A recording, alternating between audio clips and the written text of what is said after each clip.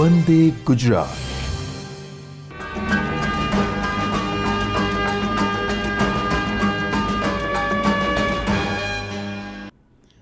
નમસ્કાર મિત્રો, આજના વર્ચ્યુઅલ ક્લાસરૂમ ટ્રેનિંગ સેશનમાં આપ સૌનું હાર્દિક સ્વાગત છે.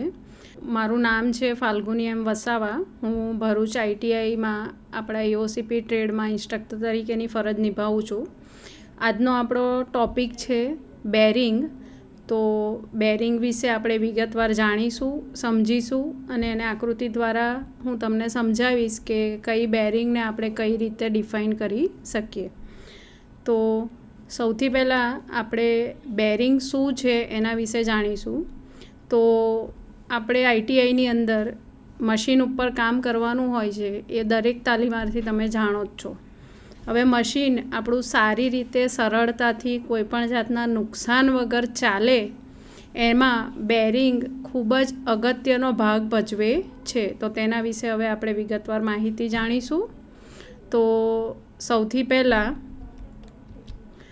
દરેક મશીનરીમાં પાવર ટ્રાન્સમિટ કરવા માટે તેની શાફ્ટ મુખ્ય ભાગ ભજવે છે. દરેક મશીનરીમાં જ્યારે આપણે પાવરને ટ્રાન્સમિટ કરવું હોય તેના માટે તેની શાફ્ટ મુખ્ય ભાગ છે. મશીનરીમાં શાફ્ટ મુક્ત ગતિ હોય તે રીતે ફરી શકે, મતલબ કે એમાં જે શાફ્ટ આપેલો હોય, શાફ્ટ શું છે દરેક તાલીમાર્થીને ખબર જ હશે, તો એ બિલકુલ ફ્રીલી ફરી શકે તેમાં શાફ્ટને યોગ્ય આધાર મળી રહે તે માટે જે વસ્તુનો, જે પાર્ટ્સનો આપણે ઉપયોગ કરીએ છીએ તેને આપણે બેરિંગ કહીશું.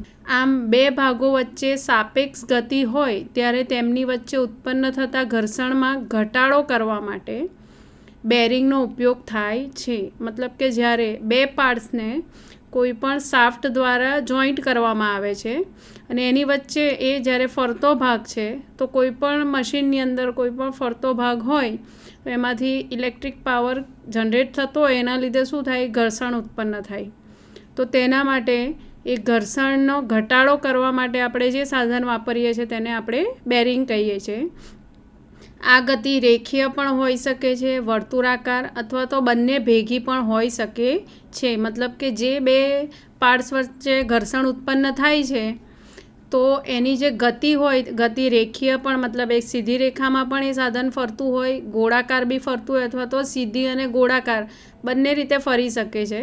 તો બેરિંગનો ઉપયોગ કરવાથી શું થાય, શાફ્ટ મુક્તપણે ફરી શકે છે.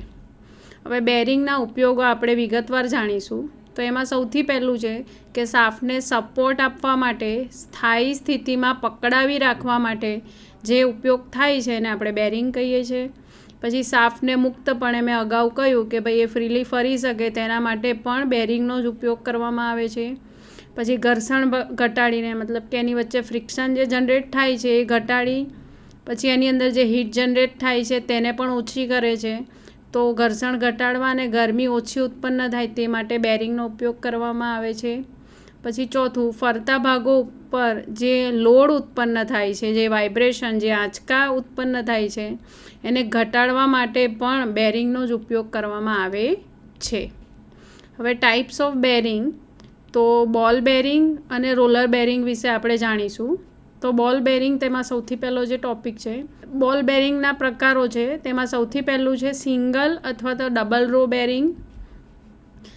આ રોલર બેરિંગની આપણી આકૃતિ તમે જોઈ શકો છો કે આ અંદર છરા છે અને એનો આકાર રોલર એના નામ પ્રમાણે ગોળાકાર ભાગમાં હોય છે.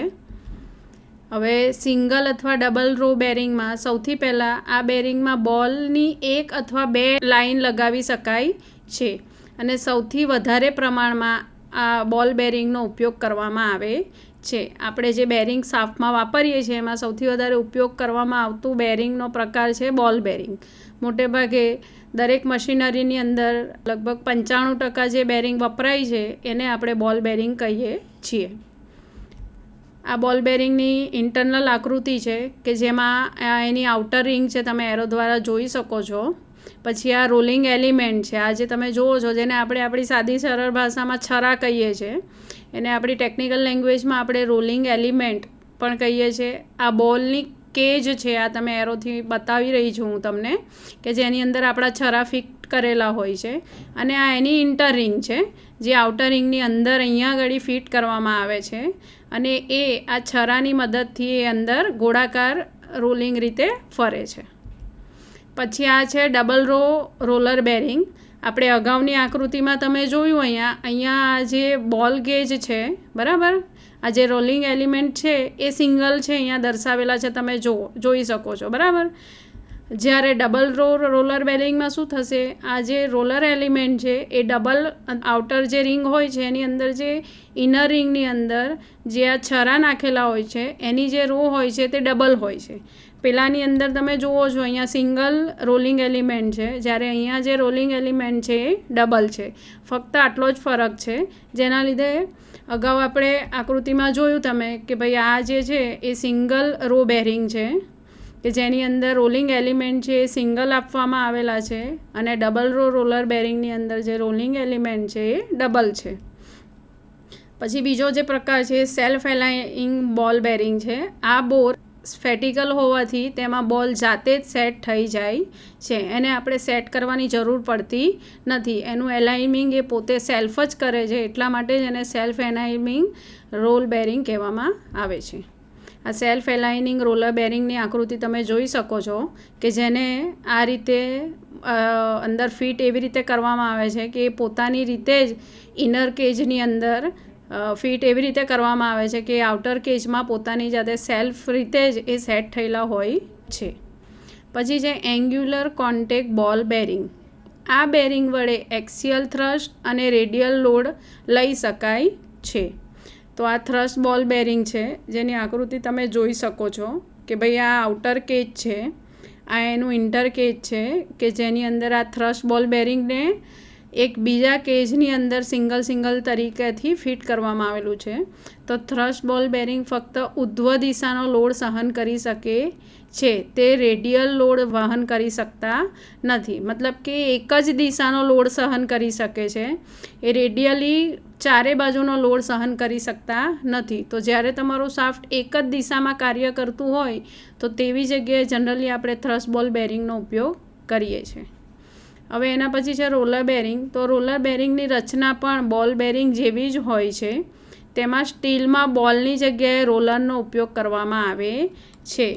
અગાઉ તમે આ બોલ બેરિંગમાં જોયું કે અહીંયા અંદર બોલ વાપરવામાં આવ્યા છે આપણી ઇન્ટરનલ જે કેજ છે એની અંદર. જ્યારે રોલર બેરિંગમાં શું થશે, બોલની જગ્યાએ રોલરનો ઉપયોગ કરવામાં આવે છે. તો આ આપણે રોલર બેરિંગની આકૃતિ છે જેમાં તમે જોઈ શકો છો બોલની જગ્યાએ આ વર્ટિકલ શેપમાં મતલબ કે અર્ધ ગોળાકાર શેપમાં તમે રોલર જોઈ શકો છો કે જે રોલરનો ઉપયોગ બોલની જગ્યાએ કરવામાં આવે છે. હવે રોલર તેથી તે વધારે સ્પીડે પણ ભારે લોડ સહન કરી શકે છે. એનો મતલબ શું થાય કે જ્યારે આપણે બોલ બેરિંગ વાપરીએ છીએ જે શાફ્ટમાં, તો એ શાફ્ટની અમુક લિમિટેશન આવી જાય છે કે ભાઈ અમુક જ લોડ બોલ બેરિંગ સહન કરી શકે છે. જ્યારે રોલર બેરિંગમાં શું હોય છે કે વધારે લોડ અને હાઈ સ્પીડ પણ સહન કરી શકે છે. મતલબ આપણા મશીન એવા હોય કે જે હાઈ સ્પીડ પર ઓપરેટ થતા હોય અને એની ઉપર લોડ પણ વધારે આવતો હોય, તો તેવી જગ્યાએ બોલ બેરિંગની જગ્યાએ આપણે રોલર બેરિંગનો ઉપયોગ કરવાનો હોય. કામગીરી આધારિત સિલિન્ડ્રિકલ રોલર મતલબ કે plain roller, taper roller, needle roller, angular contact બેરિંગનો ઉપયોગ થાય છે. હવે ટાઈપ્સ ઓફ રોલર બેરિંગ છે. તો એમાં સિંગલ અથવા ડબલ રો રોલર બેરિંગ છે. એ સેમ આપણે જે આગળ બોલ બેરિંગ જોઈ ગયા એ જ પ્રકારે છે કે પહેલાંમાં પણ ડબલ અને સિંગલ હતું, આમાં પણ એ જ છે. તો આ પ્રકારની બેરિંગમાં આઉટર રેસ અને ઇનર રેસની વચ્ચે સિંગલ કે ડબલ ગ્રુવ બનાવેલા હોય છે. જો સિંગલ ગ્રુવ બનાવેલા હોય તો સિંગલ રો રોલર બેરિંગ તરીકે ઓળખવામાં આવે છે. જો ડબલ ગ્રુવ બનાવેલા હોય તો એને આપણે ડબલ રો રોલર બેરિંગ તરીકે કહીએ છીએ. આ પ્રકારની રોલર બેરિંગ વધારે પ્રમાણમાં લોડ વહન કરી શકે છે. મેં અગાઉ પણ તમને કહ્યું કે ભાઈ આપણે એવું મશીન હોય, કોઈ પણ ઇક્વિપમેન્ટ એવું હોય જે હાઈ સ્પીડ પર ઓપરેટ થતું હોય ઇન્ડસ્ટ્રીની અંદર, કે આપણા અહીંયા લેબની અંદર પણ અમુક મશીનરી એવી હોય છે, અમુક પંપ એવા હોય છે જે હંમેશા હાઈ સ્પીડ પર જ ઓપરેટ થતા હોય. તો એની અંદર જે બેરિંગ વાપરવામાં આવે છે શાફ્ટમાં, એ બેરિંગ આપણે બોલ બેરિંગની જગ્યાએ રોલર બેરિંગનો ઉપયોગ કરી શકાય. કેમ તો એ હાઈ સ્પીડ અને વધારે લોડને ઇઝીલી સહન કરી શકે છે અને તમારા શાફ્ટને કે અન્ય કોઈપણ પાર્ટ્સને એ નુકસાન કરવા દેતું નથી. આ આપણે સિંગલ રો રોલર બેરિંગની આકૃતિ તમે જોઈ શકો છો કે આ આઉટર કેજ છે એનો. આ જે યલો કલર તમે જોઈ શકો છો એ યલો કેજ એની ઇન્ટરનલ કેજ છે અને એની અંદર બોલની જગ્યાએ તમે શંકુ આકારમાં નળાકાર આકારમાં જોઈ શકો છો. આ એના રોલર છે જે ફિટ કરેલા હોય છે. હવે સેલ્ફ એલાઇનિંગ રોલર, આ પ્રકારના રોલર રેડિયલ લોડ વહન કરી શકે છે. તે હેતુથી ડબલ રો બેરિંગની રચના પણ તૈયાર કરવામાં આવેલી હોય છે. મતલબ કે જે ડબલ રો બેરિંગ હોય છે એ જનરલી સેલ્ફ એલાઇનિંગ રોલર હોય છે. પછી છે નીડલ રોલર બેરિંગ. તો નીડલ રોલર બેરિંગમાં 2 મિલીમીટર વ્યાસના રોલર વાપરવામાં આવે છે. અંદર મેં તમને જે અગાઉની આકૃતિમાં રોલર બતાવ્યા તો એ રોલર નીડલ રોલર બેરિંગની અંદર એની સાઇઝ 2 મિલીમીટર વ્યાસની હોય છે. આ જે નીડલ બેરિંગની આકૃતિ તમે જોઈ શકો છો, આઉટર કેજ છે અને એની અંદર જે આ રોલર નાખેલા છે એ 2 મિલીમીટર વ્યાસના નળાકાર હોય છે, નીડલ હોય છે. એના લીધે કરીને એને નીડલ બેરિંગ કહેવામાં આવે છે. હવે ટેપર રોલર અથવા તો થ્રસ્ટ રોલર બેરિંગ. તો રોલર બેરિંગ એ રેડિયલ લોડ ઉપરાંત એક્સિયલ થ્રસ્ટ પણ વહન કરી શકે છે. આ બેરિંગ ફક્ત એક જ દિશામાં, મતલબ કે એક્સિયલ લોડ, મતલબ એક જ દિશા તરફથી જો લોડ આવતો હોય, એક જ દિશામાં તમારું શાફ્ટ ફરતું હોય તો એવા શાફ્ટને ઉપર જે લોડ આવે છે એને આ ટેપર રોલર બેરિંગ સહન કરી શકતી હોય છે. આ તમે જોઈ શકો છો ટેપર રોલર અથવા તો થ્રસ્ટ રોલર બેરિંગની આકૃતિ છે. એની અંદર જે આ રોલર ફિટ કરેલા છે એનો તમે આકાર જોઈ શકો છો. એનાથી તમને ખ્યાલ આવશે કે એક તરફનો એનો આકાર છે તે પહોળો છે અને ઉપરની તરફ જતાં સાંકડો થાય છે. મતલબ શું થાય? ટેપર થાય છે. એટલે અંદર જે આ રોલર ફિટ કરેલા છે એનો આકાર, એને એક તરફથી ટેપર કરી દેવામાં આવે છે, એનો વ્યાસ ઘટાડી દેવામાં આવે છે. તેથી તેને ટેપર રોલર બેરિંગ કહેવામાં આવે છે અને આ એક જ તરફનો લોડ વહન કરી શકે છે. હવે કેર ઓફ બેરિંગ. તો બેરિંગમાં યોગ્ય ફિટ ના લીધે રોલિંગ કોન્ટેક્ટ બેરિંગનું આયુષ્ય લાંબુ રહે છે. મતલબ કે તમારું જે અંદર જે રોલિંગ આપણું જે પાર્ટ્સ હોય છે, બરાબર, એ બોલ હોય કે પછી રોલર હોય, એ બંનેને એની જે બેરિંગની જે ઇન્ટરનલ કેજ હોય એની અંદર વ્યવસ્થિત રીતે ફિટ કરવામાં આવે તો એનું આયુષ્ય શું હોય છે? લાંબુ થઈ જાય છે. જો બેરિંગ વધારે પડતી ટાઈટ હોય તો ઇન્ટરનલ રેડિયલ ક્લિયરન્સ ઓછો થવાથી રોલિંગ એલિમેન્ટ જામ થઈ જાય છે. મતલબ કે એને વધારે પડતી ટાઈટ નહીં કરી દેવાની, નહીં તો શું થઈ જાય? એ લાંબા ગાળે જામ થઈ જાય છે. જો બેરિંગ વધારે પ્રમાણમાં લૂઝ હોય તો પૂરતા પ્રમાણમાં આવતો લોડ શું કરી શકે છે? એ સહન કરી શકતી નથી. તો શું થાય? તમારા મશીનની અંદર, શાફ્ટની અંદર વાઇબ્રેશન અને આંચકા આવવાની શક્યતા રહી શકે છે. મતલબ એને વધારે ફિટ નહીં કરી દેવાની. જો વધારે ફિટ કરી દેશે તો એ વધારે લોડ આવતા કાં તો પછી વધારે હાઈ સ્પીડ પર જ્યારે તમારું મશીન ઓપરેટ થાય તો એ શું થાય? ત્યાંથી તૂટી જવાની, બ્રેક થવાની શક્યતા રહી. અને જો ઢીલું રાખવામાં આવે તો એમાં વાઇબ્રેશન ક્યાં તો તમને ઘડઘડ કરતો અવાજ પણ આવી શકે. મતલબ કે તમે જે બેરિંગ ફિટ કરો છો એને પૂરતા પ્રમાણના એને લૂઝ રાખવાની હોય, ના તો એને વધારે ટાઈટ કરવામાં આવે છે. પછી છે જ્યારે સ્પિન્ડલ સ્થિર હશે અને આઉટર રેસ ફરતો ભાગ હશે ત્યારે આઉટર રેસને ઇન્ટરફ્રન્સ ફિટ અને હબ તથા ઇન્ટરરેસ વચ્ચે ક્લોઝ પુશ ફિટ કરી દેવામાં આવે છે. બેરિંગનું મેન્ટેનન્સ. તો સરળ 8 પોઈન્ટ દ્વારા આપણે બેરિંગનું મેન્ટેનન્સ અને તેનું સારું પરફોર્મન્સ કઈ રીતે આપે છે તે આપણે જોઈશું. તો સૌથી પહેલું કાળજી સાથે બેરિંગને હેન્ડલ કરવાની. પછી બેરિંગ હાઉસિંગ અને શાફ્ટનું સમયાંતરે નિરીક્ષણ કરતા રહેવાનું. મતલબ કે બેરિંગ હાઉસ જે હોય છે તમારા મશીનની અંદર એને અમુક સમયે જોતું રહેવાનું કે બેરિંગ ઢીલી તો નથી થઈ ગઈ ને, ક્યાં તો પછી જામ નથી થઈ ગઈ ને, તો શું થાય? તૂટી જવાની શક્યતા રહે છે.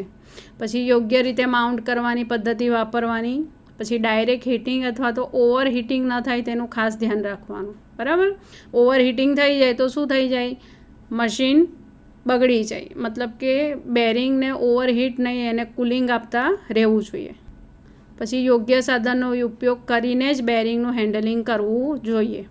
બેરિંગને કાટ લાગતા અટકાવવા માટે પ્રોપર ક્લિનિંગ કરવું જરૂરી છે, મતલબ કે એને ગ્રીસિંગ અથવા ઓઇલિંગ કરતા રહેવાનું. નહીં તો શું થાય, અંદરના જે છરા હોય છે જેને આપણે રોલર કહીએ છીએ અને બોલ કહીએ છીએ, એમાં શું થઈ જાય, કાટ લાગી જાય, અને કાટ લાગે તો મશીનને નુકસાન જ કરવાનું છે. પછી બેરિંગનું યોગ્ય લુબ્રિકેશન સમયસર થવું આવશ્યક છે. સમયે અવલોકન કરતા રહેવાનું અને ભયના સંકેતો માટે તપાસતા રહેવાનું. મતલબ કે કોઈ મશીનને નુકસાન ના થાય તે તમારે બેરિંગ હાઉસને સમયાંતરે નિરીક્ષણ કરતા રહેવું. તો આ થયું તમારું બેરિંગનું પૂરેપૂરું ચેપ્ટર કે ભાઈ કયા 2 પ્રકારના બેરિંગ છે, પછી એને આપણે કઈ રીતે ડિફાઇન કરી શકીએ, અલગ અલગ એના પ્રકાર છે અને એના લક્ષણો, મતલબ કે આપણે જ્યારે એને મશીનની અંદર વાપરીએ છીએ તો એ આપણા મશીનને નુકસાન નહીં કરે, આપણા સાધનો અંદરના પાર્ટ્સ, ઇન્ટરનલ પાર્ટ્સને પણ ના નુકસાન કરે. તો એનું મેન્ટેનન્સ કઈ રીતે કરવું એ તમે જોયું. તો હું આશા રાખું કે તમને આજના લેક્ચરમાં પૂરેપૂરી ખબર પડી હશે. Thank you.